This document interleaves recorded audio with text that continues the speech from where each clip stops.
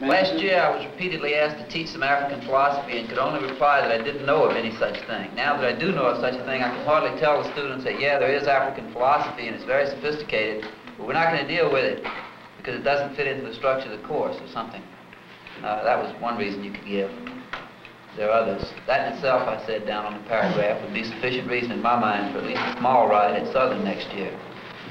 The fact that our students will have to live in the West and not in Africa is an equally lame argument. These students have heard all their lives how great Greece was, and Plato and Aristotle and Homer, and how these things have affected poetry, literature, art. They've affected political thought. They study the architecture of Greece. In fact, all that is judged legitimate is judged in terms of our past.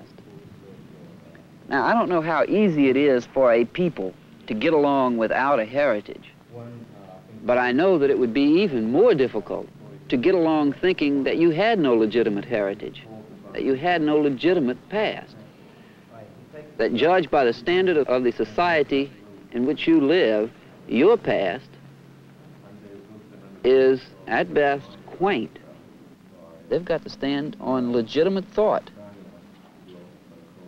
on a legitimate lifestyle, if you want to call it that. And I think they've got one there. And I think that's what we can at least introduce them to using this book.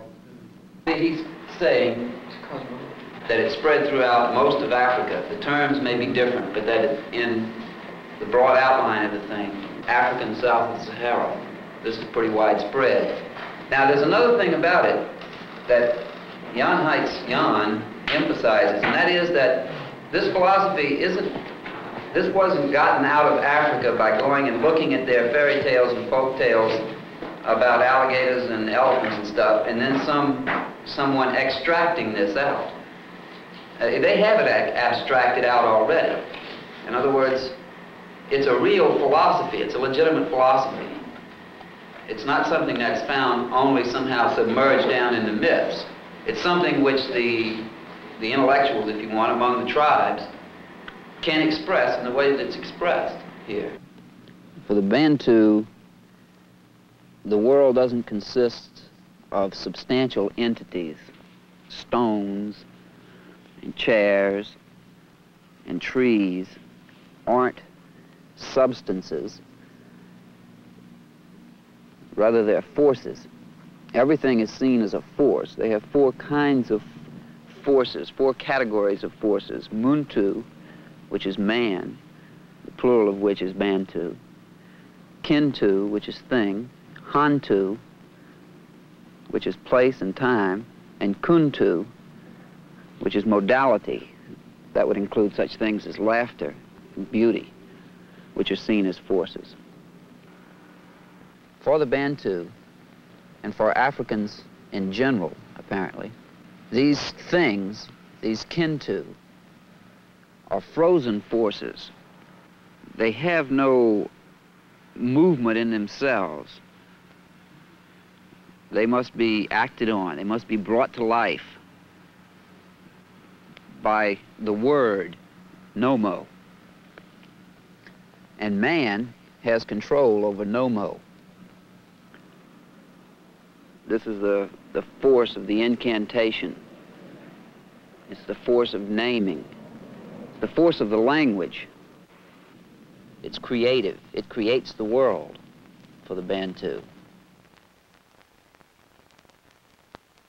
Over the summer, with students from the black colleges not available, freshmen who would be entering a local state college participated in laboratory classes. For the teachers, it meant classroom situations to put into practice and observe theories. For the 30 students, the summer meant a challenge to the style and content of teaching begun in the schools of the Roxbury ghetto. All right, rejuvenate, come alive, get alive. Come on, alive.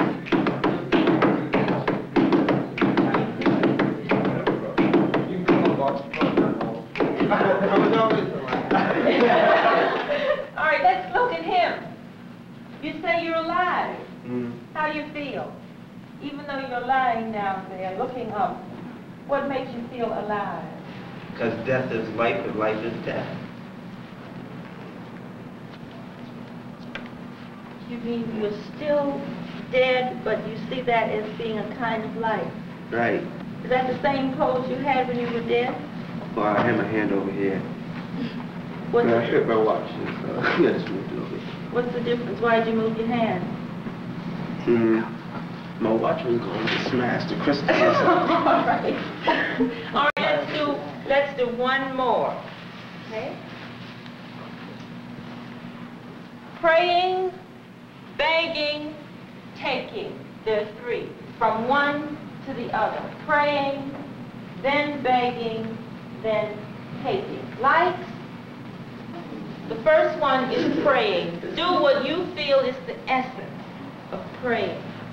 Lights.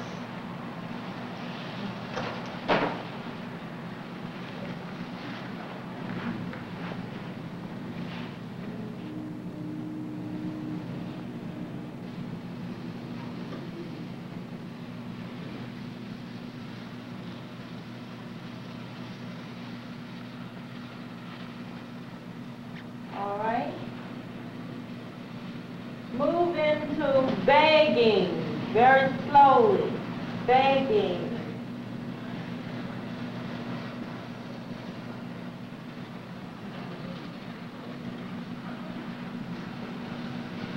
Begging. I see some sad beggars. I see some happy beggars. Think about how you feel.